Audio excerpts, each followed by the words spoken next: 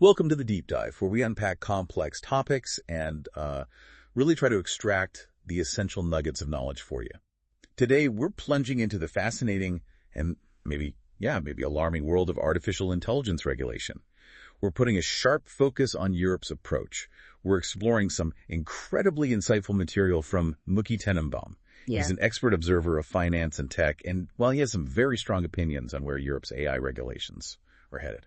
That's right. And our mission here is really to explore Tenenbaum's argument. He basically says Europe's current strategy could be a form of self-suicide, leaving the continent behind in the global AI race. We'll look at why he thinks this, what the implications might be, and maybe what alternatives he puts forward. So if you're curious about how government policies can shape the future of technology, maybe even entire economies, you're definitely in the right place. Okay, let's get into it. So Europe's making this big move, right? A new AI law coming into effect, August 2nd? Yeah, that's the timeline. On the surface, it sounds positive.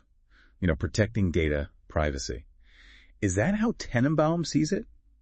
Or does he immediately see problems? Well, yeah, the stated goal is heavy regulation, but Tenenbaum, he just cuts straight to it, asking these really fundamental questions like, is AI even physically regulable? And maybe even more importantly, who regulates the regulators?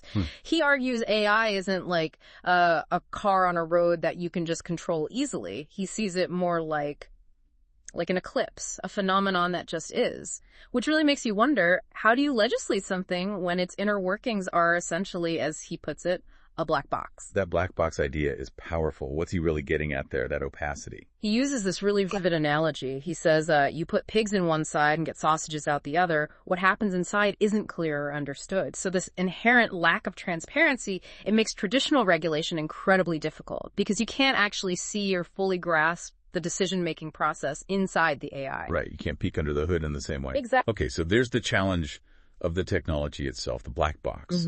But Tenenbaum also points to another huge factor, doesn't he? The sheer size of the bureaucracy involved. Well, absolutely. He really highlights the immense scale of the EU's administrative machine. You've got 27 countries, 20 different languages. Yeah. It's vast. And he gives this almost funny but telling example. Apparently, there's a 100-page manual just for growing cabbage in the EU. 100 pages for cabbage. Wow. Yeah. And he says this kind of super detailed, complex approach inherited from, continental bureaucracies like Italy and France. That's how they approach everything, including AI.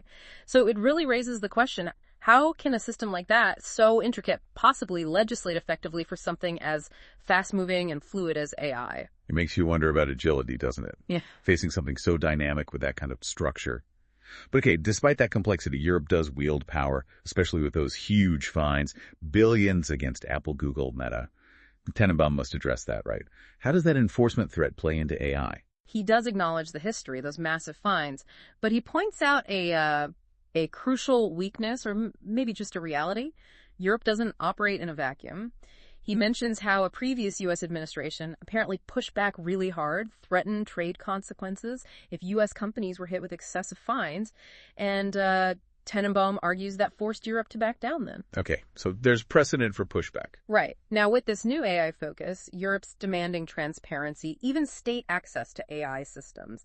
And Tenenbaum's take here is interesting. He thinks this demand shows, well, maybe ignorance about how AI actually works, and it's potentially dangerous. Governments meddling directly with the tech. So does he think the regulations will actually work?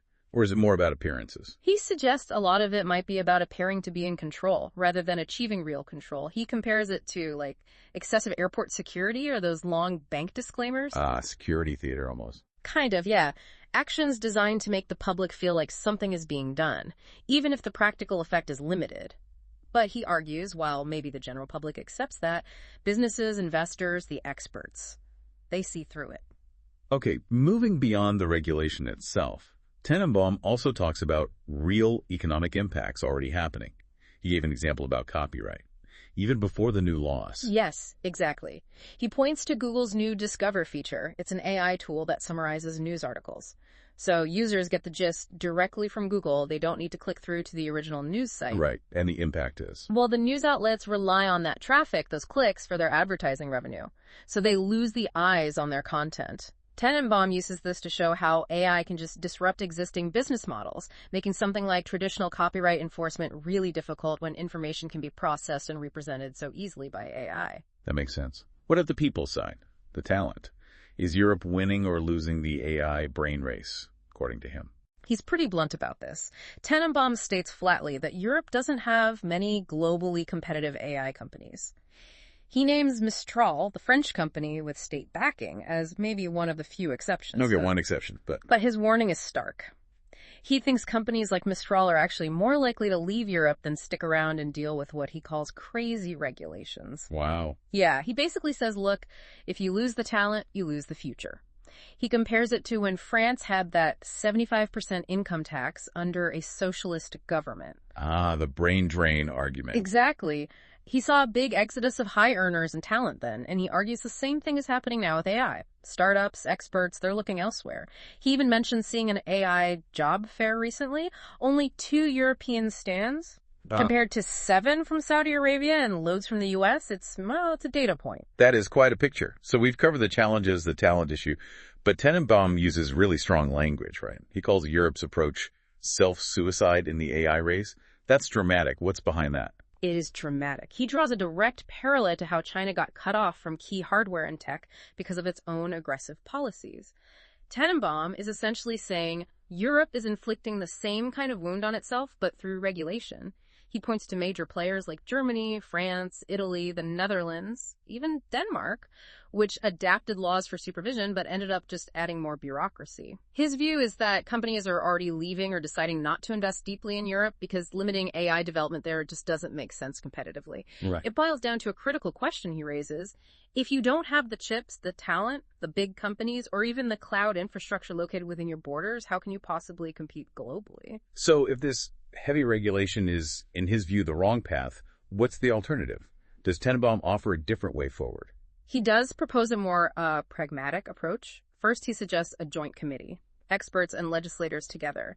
But their main job wouldn't be to legislate immediately. It would be to observe AI developments, understand them, and report regularly, not rush into laws based on assumptions. Okay, observe first. What else? Second, adopt a guiding principle. What is not prohibited is permitted.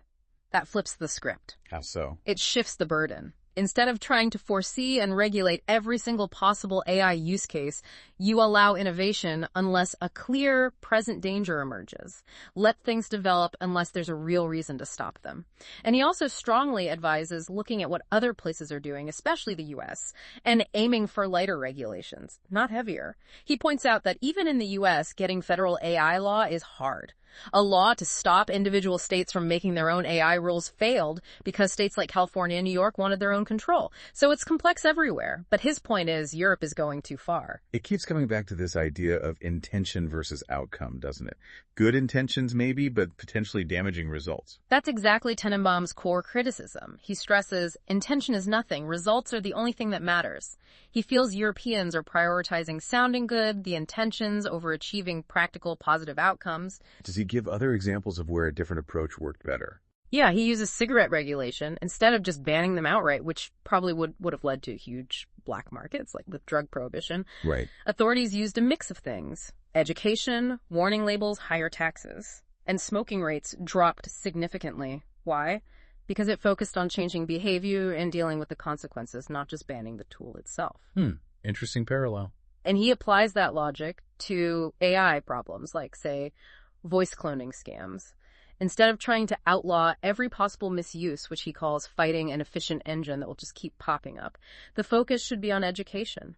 Teach the public how to spot these scams, how to protect themselves, attack the harmful consequences, and empower people rather than trying an impossible game of whack-a-mole with the technology itself. That makes a lot of sense. Shifting focus. Now, beyond the huge regulatory picture, Tenenbaum also talks about AI's impact on our personal lives, right? How it's already acting as a direct advisor. Yes, he gets into this fascinating idea of AI ending intermediation. basically cutting out the middleman. Think about financial advice. He says you can explain your specific situation, your worries, even your personal story directly to an AI. You don't need a human advisor who might have their own agenda or sales targets. It's direct, personalized advice. And he takes it even further, mentioning medical advice. That sounds pretty bold. It is bold. He claims he uses AI almost exclusively for medical advice now, finding it, in his words, much better than any other doctor. Wow. He argues the AI remembers everything about your history, it's available 24/7, and it treats you like you're its only patient. Total focus. And this applies across different fields. The AI understands the specialized language, the lexicon, so you don't need someone to translate your everyday problem into technical terms. You can just talk to it naturally, like ordering in a bakery. He sees this as a huge democratization of expertise. This end of intermediation is really interesting. So what does Tenenbaum think this means for you, the listener? Especially if you're looking at investments or just trying to navigate the future. Well, if AI is truly making expert knowledge more accessible, providing unbiased, personalized advice, then regions that heavily regulate or restrict access to these AI tools could put their citizens at a real disadvantage. They miss out on those benefits. Exactly. People in those areas might not get that same level of personalized insight or assistance that AI could offer. Tenenbaum also offers a practical tip. Use AI to challenge your own thinking. Ask it to critique your investment ideas, your estimates, find your own biases. Can AI do that objectively? He says you have to specifically instruct it to be objective because it can tend to flatter. And yeah, it might make mistakes. He mentions getting wrong real estate values sometimes, but it learns and you can always check its answers against other AIs or sources. Okay, so this leads us to Tenenbaum's bottom line. His most direct advice for investors thinking about Europe and AI. Yeah, his message here is crystal clear, very blunt. Do not invest in AI in Europe. Just flat out, do not invest. Flat out. He warns that any AI investment there basically starts with one hand tied behind your back. Companies face this high risk of massive fines, outright prohibitions, or just being unable to compete because the regulations are too burdensome. He even mentions the rumor about Apple looking at Mistral, that French AI company. He suggests a deal like that would probably only happen if Mistral agreed to relocate outside the EU. Maybe somewhere like Switzerland, which he sees as more pragmatic. The regulations themselves become a deal breaker. It really sounds like Tenenbaum sees a fundamental clash between the current European mindset, the economic realities, and just the sheer speed and demands of AI development. Absolutely. He paints a picture of maybe, say, France, where the public discourse might still be focused on things like 6-week vacations, while people aren't fully grasping the scale and velocity of the technological tsunami AI represents. He sees this deep disconnect between the sort of political ideals driving the regulations and the harsh realities of global tech competition that are already playing out. Wow. Okay, that was a really powerful deep dive into Tenenbaum's perspective. It seems his view is that Europe's efforts, however well-intentioned, might actually be leading to a kind of self-imposed isolation in AI. It definitely highlights that core tension, doesn't it? How do you balance protecting people and maintaining control with the absolute need to innovate and compete globally in a field like AI? Tenenbaum's arguments really push you to think. Should the focus be on regulating the tech itself, or maybe more on educating the users? And do lofty intentions automatically lead to good results? It certainly gives you a lot to chew on, especially if you're trying to figure out the future of technology and where to place your bets, financially or otherwise.